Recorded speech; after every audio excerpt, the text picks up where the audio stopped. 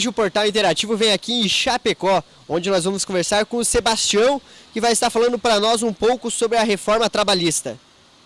Apoio Maia Gás e Água. Teleentrega 34 33 9457. Mercearia Vitória, no bairro Sufiate. Atendimento de segunda a segunda sem fechar ao meio-dia. Tática Segue. Tudo para sua segurança. Instalações e manutenções de alarmes, interfones, portões e câmeras. Guizolf Automóveis. Os melhores veículos você encontra aqui. Beto, comércio de sucatas e metais recicláveis. Compra e vende na Rua Cerejeiras, bairro Bela Vista. Gostaria que você explicasse para o pessoal quais foram as principais mudanças na reforma trabalhista. Bom, a reforma trabalhista ela entrou em vigência no ano passado. Em novembro do ano passado nós recebemos essa alteração, que é uma alteração muito complexa. Mais de 100 dispositivos da CLT foram alterados, então trazer todas as alterações seria muito complexo, mas algumas delas chamam a atenção. A questão do trabalho intermitente, a questão de uma certa legitimação do processo que já vinha acontecendo da terceirização, né, de você abrir a porteira da terceirização, a possibilidade de você trabalhar em tempo não integral, em tempo parcial, e, além de tudo, um certo cerco ao movimento sindical no que se refere à questão tanto financeira quanto à questão organizativa dos próprios sindicatos. É importante frisar que essas alterações elas não foram discutidas amplamente com a sociedade. Elas foram discussões. O projeto de lei foi aprovado praticamente sem emendas, sem alterações, que de certa forma, representam o debate democrático que deveria ocorrer, mas na pressa do governo de atender a demanda, principalmente de alguns setores patronais, foi feita a alteração sem essa discussão prévia. Essas alterações agora, para o sindicato estar trabalhando com ela, há uma dificuldade? Sim, na verdade, ela foi encomendada, essa reforma trabalhista, de certa forma, como forma de enfraquecer os sindicatos. Apesar do discurso que foi utilizado de que era, de certa forma, você permitiria ao sindicato negociar mais avanços para o trabalhador, na verdade o que a gente viu foi o contrário. Hoje em dia, pelas normas da reforma trabalhista, o negociado fica acima do legislado. Então, você, de certa forma, pode negociar direitos que até então a legislação não permitia que fossem negociados. Isso é muito perigoso, principalmente porque vem no bojo de uma reforma que ataca os sindicatos na parte financeira. Então, por exemplo, uma das coisas que era uma realidade no país, e de certa forma não é uma necessidade de algumas categorias mais organizadas, como os bancários, os metalúrgicos, mas de categorias menos organizadas, era a questão do imposto sindical. O imposto sindical era aquele um dia de trabalho que era cobrado em abril de cada ano do trabalhador para, de certa forma, fazer a máquina sindical funcionar. Havia críticas dentro do próprio movimento sindical sobre essa forma de financiamento, mas com essa alteração abrupta, muitos sindicatos de setores, principalmente setores terceirizados, os setores precarizados, os setores que têm uma alta rotatividade de funcionários, os setores que têm uma dificuldade organizativa muito grande, esses setores têm agora, com o fim do imposto, vão ter ainda mais dificuldade. Então, o setor que essa reforma ela mirou todos os trabalhadores. Era uma intenção de dificultar a vida de todos os trabalhadores, mas vai atingir principalmente os trabalhadores menos organizados do país, porque você dificulta muito a atuação desses sindicatos menores, ao mesmo tempo que você permite que se tire direitos através de uma negociação. Perceba o quanto é perigoso isso. Você permite uma negociação e abrir mão de direitos, mas sem fortalecer o sindicato para fazer essa negociação de igual para igual com o patrão. Tu comentou a respeito da terceirização. Para o pessoal ainda que não conhece ou não estudou a fundo o que é essa terceirização que aconteceu, gostaria que você explicasse um pouco aonde vai afetar direta e indiretamente nas pessoas, nos trabalhadores, a terceirização. Já tinha uma legislação específica, na verdade, sobre a terceirização. Antes dessa legislação, valia uma súmula do TST que proibia a terceirização da área fim. O que é isso? Por exemplo, num banco, os setores de vigilância e de asseio e conservação são terceirizados há muito tempo.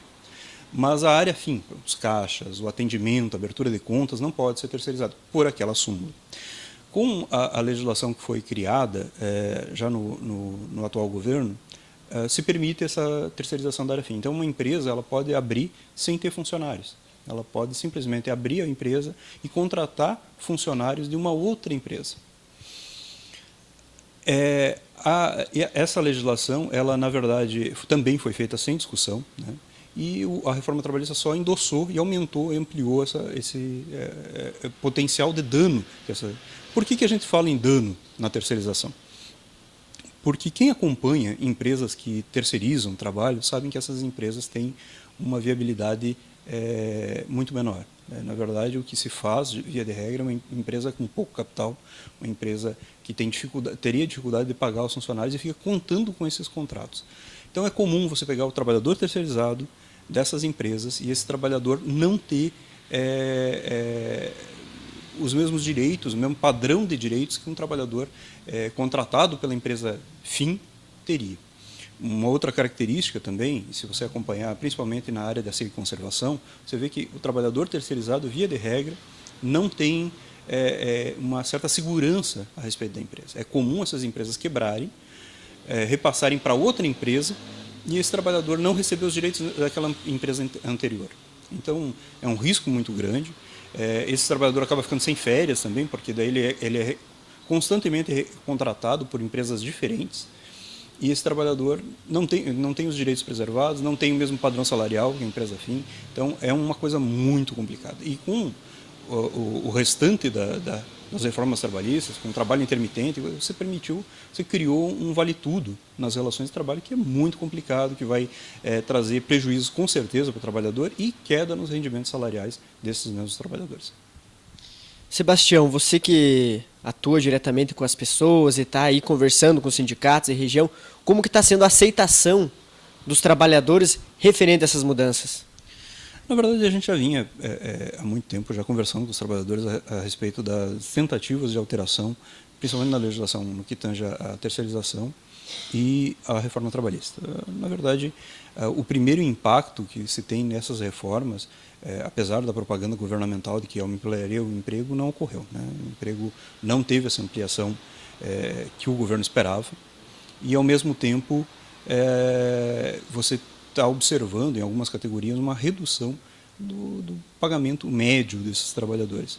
Porque a gente já sabe de empresas que estão contratando trabalhadores em caráter principalmente por tempo parcial.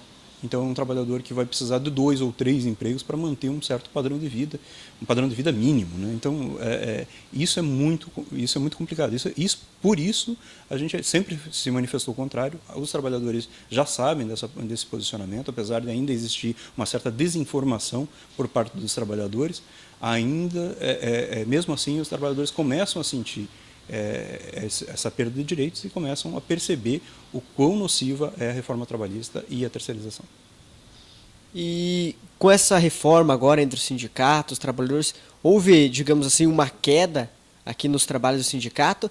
E se houve, quais são as atividades que estão desempenhando para juntar forças para retomar essas atividades? Na verdade, a gente já, de certa forma, como eu já disse, o trabalho dos sindicatos, ele não fica tão precarizado nos sindicatos mais organizados. Mas os trabalhadores de sindicatos de áreas mais precarizadas, esses têm um impacto muito maior. Claro que a gente tem que entender que a reforma trabalhista e essas reformas, essas mudanças na organização sindical propostas, elas vêm no bojo de uma série de outras alterações e de uma ofensiva por parte do patronal na tentativa de retirar direitos. Então, mesmo as categorias organizadas estão sofrendo, claro, um certo impacto, não só nas receitas, mas na própria organização, porque há uma série de dificuldades que os sindicatos patronais, que as organizações patronais têm imposto aos trabalhadores e o resultado começa a aparecer, né? Que nas negociações desse ano, principalmente, muito poucas com ganhos acima da inflação. As negociações tendem a ter um viés de ser abaixo da inflação, porque é um quadro de insegurança, é um quadro que só beneficia a rapinagem, né? Só beneficia a obtenção de lucro a qualquer custo. Os sindicatos vão continuar lutando, né? O compromisso dos sindicatos sempre foi com a categoria, com dificuldade financeira ou não, com maior ou menor organização, nós vamos continuar lutando. A importância de um movimento sindical unido, forte, que entenda não só as particularidades da sua categoria, mas que ataque todo essa organização, essa superexploração do trabalho que nós estamos vivendo no Brasil é muito importante. Então, os sindicatos bancários e todos os sindicatos envolvidos com isso estão, de certa forma, unidos numa defesa dos trabalhadores em geral, e nós vamos continuar nessa luta, independente das ofensivas, tanto do setor patronal quanto do governo federal. Fechou agora com